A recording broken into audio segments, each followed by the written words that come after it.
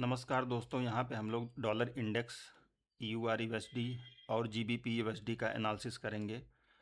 तो इन तीनों असेट्स को एक एक करके देखते हैं। डॉलर इंडेक्स यहाँ पे अगर देखिए तो एक जो ट्रेंड लाइन आई है डे वाइज टाइम फ्रेम पे हम लोग देख रहे हैं। तो यहाँ पे इनएफिशिएंसी थी और यहाँ पे एक ट्रेंड लाइन को टच करके ऊपर की तरफ जा रहा है। ये डे वाइज टाइम फ्रेम पे था, तो यहाँ पे आपको ब्रेकर ब्लॉक एक दिखेगा और ये एफवीजी है, तो यहाँ तक ये मूव दे सकता है। तो लोअर टाइम फ्रेम पे जाके देखते हैं इसके करेक्टर चेंज के बारे में। करेक्टर चेंज यहाँ पे देखिए, अगर आप 15 मिनट टाइम फ्रेम पे देखेंगे तो यहाँ पे एक डाउन साइड के लिए देखिए लिक्विडिटी लिया था, फिर यहाँ पे इसका करेक्टर चेंज दिया था। इसको मैंने कल ही बोला था। एफवीजी हालांकि इसने टैप यहाँ पे नहीं करा है, ऊपर वाले इस वाले एफवीजी को टैप करके यहाँ से सीधा अप साइड के लिए चला गया है। तो यहाँ से थोड़ा सा हायर टाइम फ्रेम पे देखेंगे तो हमको यहाँ पे एक ब्रेकर ब्लॉक और इनएफिशिएंसी मिल रही है, दूसरी इनएफिशिएंसी यहाँ पे मिल रही है।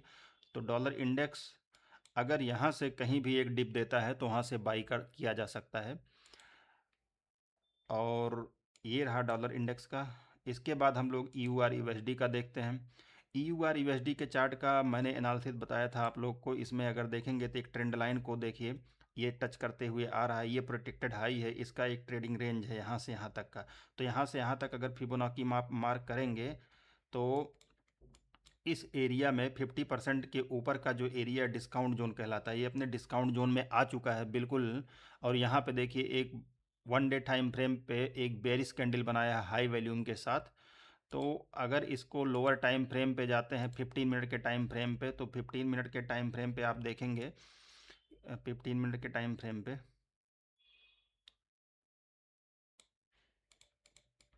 यहाँ पे देखिए इसने बॉस करा हुआ है और यहाँ पे आने पे इसका चेंज ऑफ करेक्टर होगा यहाँ पे।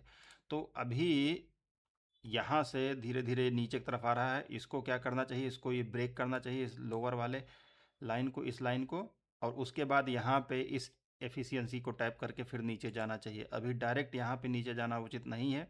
थोड़ा हायर टाइम फ्रेम पे यहाँ एक इंड्यूसमेंट आना चाहिए डाउन साइड के लिए। उसके बाद भी हम यहाँ तक रिट्रेसमेंट का इंतज़ार करेंगे, फिर डाउन साइड के लिए जाएंगे। डायरेक्ट जाना उचित नहीं हो सकता, इसको ब्रेक करके अप साइड भी चला जाए। जब डॉलर इंडेक्स ऊपर जा रहा होगा तो आप देखेंगे यूआर यूएसडी डाउन साइड के लिए आ रहा होगा नीचे, इसी तरीके से। और इसमें कुछ बताने को है नहीं। यहाँ पे देखिए इनएफिशिएंसी है, जनरली यहाँ इस एरिया में इसको आना चाहिए, डॉलर इंडेक्स को इस एरिया को टैप करना चाहिए।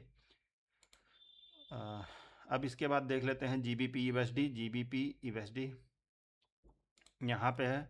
GBP USD day wise time frame पे आप देखेंगे तो ये भी एक चैनल को ही फॉलो कर रहा है, सेम एज ईयूआर यूएसडी।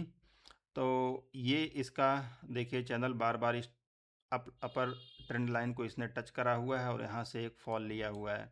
तो ये जो है देखेंगे आप छोटे टाइम फ्रेम पे, लोअर टाइम फ्रेम पे जा करके सेम एज यूआर यूएसडी जैसा बनाया हुआ है। ये यहाँ से बॉस किया हुआ है, यहाँ चॉच है इसका। तो इस चॉच को, इसको क्या करना पड़ेगा, यहाँ से नीचे आना पड़ेगा। उसके बाद फिर इस एफिशिएंसी को, इन एफिशिएंसी को टैप करके नीचे जाना होगा। तो ये रहा आपका जीबीपी यूएसडी, ईयूआर यूएसडी और डिक्सी का चार्ट। क्योंकि डिक्सी यहाँ से बुलिश हो रहा है अपने एरिया जहाँ पे है, यहाँ से ठीक यहाँ से बुलिश हो रहा है, इसलिए ईयूआर यूएसडी एक डाउन ट्रेंड दिखा सकता है यहाँ पे टैप करके इन एफिशिएंसी को। और जीबीपी यूएसडी भी आपको यहाँ पे टैप करके इस एरिया को आएगा डाउन साइड के लिए, यहाँ पे तोड़ेगा, उसके बाद फिर यहाँ से टच करके ये नीचे जा सकता है।